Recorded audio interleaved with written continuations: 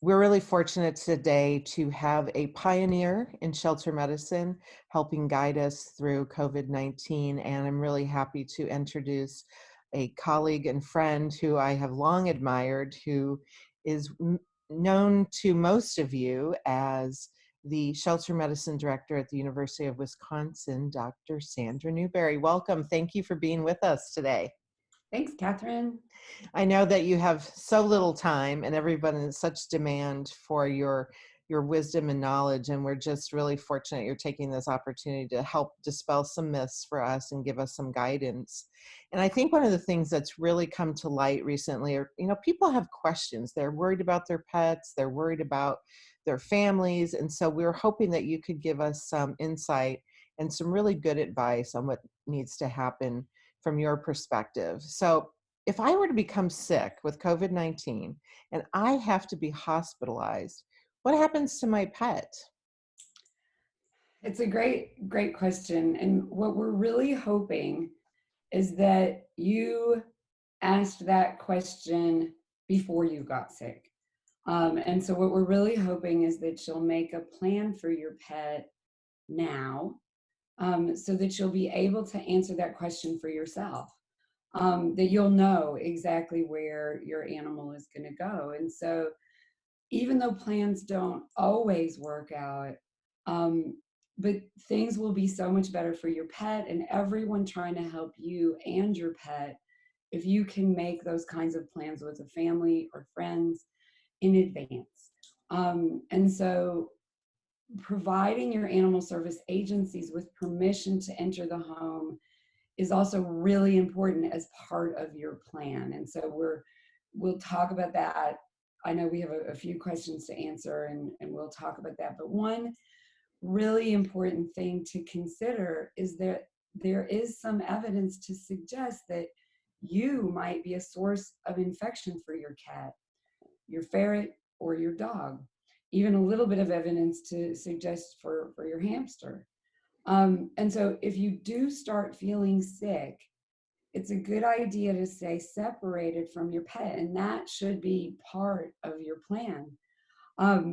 So just like you would want to stay separate from other members of your family, include your pet in your list of family members. Keeping yourself separated from your pet when you're sick is one way you can help your pet, and then help everyone who's trying to help you to help care for your pet. That not only should pet owners have a plan in advance should they become sick, but that you should have a backup or two, because if your first choice caregiver unfortunately also becomes sick, you need that second backup to be able to care for your pet. Let's say that something really unfortunate happens, that let's say an owner passes away or is hospitalized. How long can a shelter place a COVID exposed animal in care at the shelter? And then how long will they need to hold that animal at the shelter before they could then potentially place that animal up in foster or up for adoption? So the recommendations from the recent document that we worked on with the CDC and the AVMA suggest animals coming from homes of a person who was infected with COVID-19 should be held in the shelter for 14 days before being released for foster care or adoption. I want to be really clear that doesn't mean every animal coming into your shelter, even if you're in a hotspot, that we're really just suggesting that for animals who are coming from known exposure to people who are fairly certain. And so because of HIPAA laws, the best thing we can do is just to allow people to self-report that information. And if someone is self-reporting that information, then you should be holding those animals for 14 days before they move on to a foster home or adoption. We also want to make sure people understand these are recommendations, and they're important recommendations. They're recommendations that were made in collaboration with the AVMA, the CDC, most of the shelter medicine programs and the Association of Shelter Veterinarians. So they are important recommendations, but we're not talking about a 14-day imposed quarantine. We're talking about recommendations that are coming out, and the recommendations are being made in what we call an abundance of caution model. And basically what an abundance of caution model means is that we know right now we don't have all the answers and all the information that we might like to have in order to make a recommendation or to make a decision. And so we choose abundance of caution because we would rather come back and say, hey, turns out you don't need to do that, than we would come back and say, oh, I'm really sorry, you should have done that longer, and now something bad has happened. Are there alternatives to shelter intake for COVID exposed pets or hospitalized people who don't have anyone to care for them? The alternative that we're doing a lot of work with right now is looking at sheltering cats, especially in place in their own homes. It's an option that some animal services agencies are trying, especially right now in New York City. Robin Brennan is working on some protocols with the city and looking. We're really running through kind of all the different scenarios and trying to assess like which thing would be more risky than a different thing. And this sheltering in place looks like it's a pretty good option, especially for cats. It's a great idea to avoid limiting risk and limit risk of transmission between animals. So one of the things we'd really like to do now that there is some limited evidence to suggest cats especially may be capable of transmitting the virus from one animal to another, that we would love to avoid having cats, large numbers of cats congregating in animal shelters. So we really want to try to keep them in their own homes, first with their owners, but even if their owners can't stay in their home, whatever we can do to try to keep those animals in their home is going to limit risk of cats, cat-to-cat transmission. And if we ever do come to believe that there may be a risk of cat-to-human transmission, which at this point we don't have anything to suggest that that is happening, but if we ever did, having those cats out of a shelter setting where we know that shelter settings give the potential to put enormous, what we call pressure on a virus to do things that we might not see it do in a different kind of setting. And so we really love this idea of working through low risk ways of keeping cats in their homes and finding ways to care for them while they stay in their home.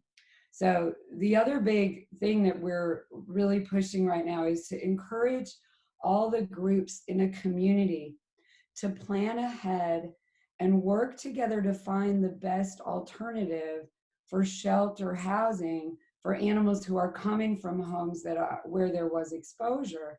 And this is especially true for animals who only need temporary housing because their owners plan to reclaim them, or a family friend may be coming to reclaim them soon. This 14-day recommendation is a recommendation made because of the potential for infectious risk. But remember, when people go to the hospital, they may not stay only 14 days and they may want their pets back. And so many shelters are not going to be adopting these animals out in 14 days because we're hoping that their owners may be able to come back and get them. So in some cases, the community plan may be to use the animal service agency or the animal control agency. In some cases, what we hope is that shelters are working so hard right now to have only as few animals as they need to have in their shelter. So it may be that there's another shelter in the community that will contract to do this holding, or it may even be that the municipality or the county would contract with a boarding facility to do this holding. And we're looking at lots of different options for how to do that, and trying to make some recommendations. We always would want to have a veterinarian overseeing any of those options, but there are options other than just let's bring all these animals into the shelter. Instead of taking them into the shelter, could the animals be sent to foster right away? And from what I'm hearing you say, that's probably not a good idea at this point. It's not what we're recommending at this point. And so if you have made a plan in advance for someone to take your animal, that's fine, and nobody wants to interfere with these recommendations in any arrangements that an owner is making with their friends or their family. And again, we're really encouraging people to do that. It's important that when a friend or family member is going to take an animal from a home that's been exposed, again, first we want the owner to be very careful to try to limit their exposure to their pet. And also then for that person to be aware that there may be some risk in taking that animal into their home. And actually what the recommendation is for that home to follow this same kind of 14-day separation. But I think when we're talking about these larger recommendations of, the animal is coming under the purview of an animal welfare organization or an animal control agency, we feel like the responsibility shifts there a little bit, and that the recommendation is that the animal should wait that 14 days before we would send them out to a foster home that is just being organized by an animal welfare organization.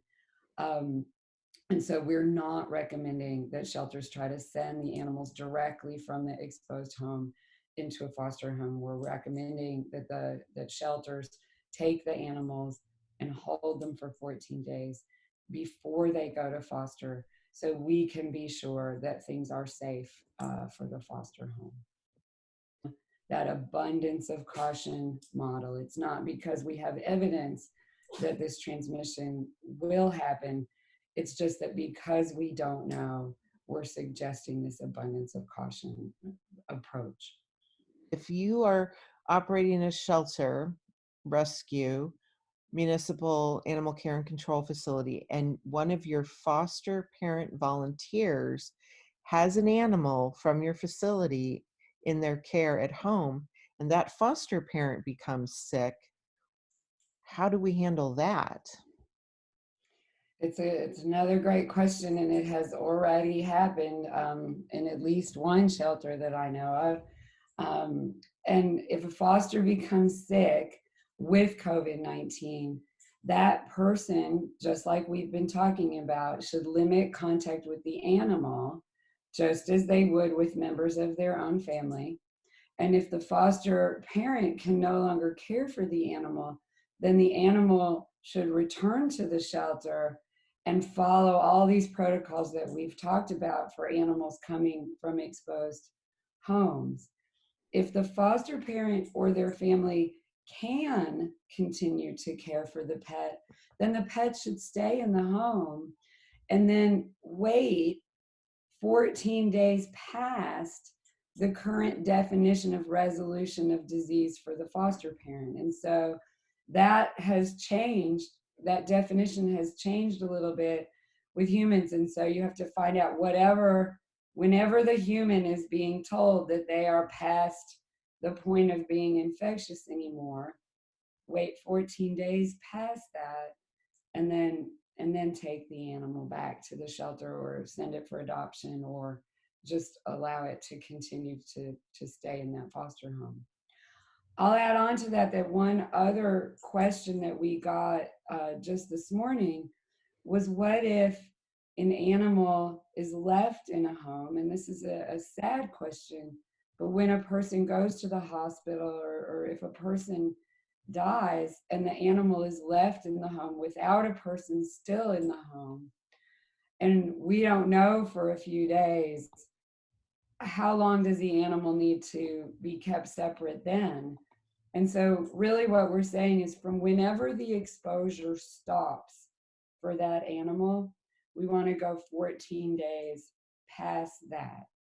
So thank you, Dr. Newbury. This has been really helpful. We always appreciate hearing your guidance and helping us interpret how we can best support our communities and the pets. I really appreciate you being with us. Thank you for everything you're doing, Catherine.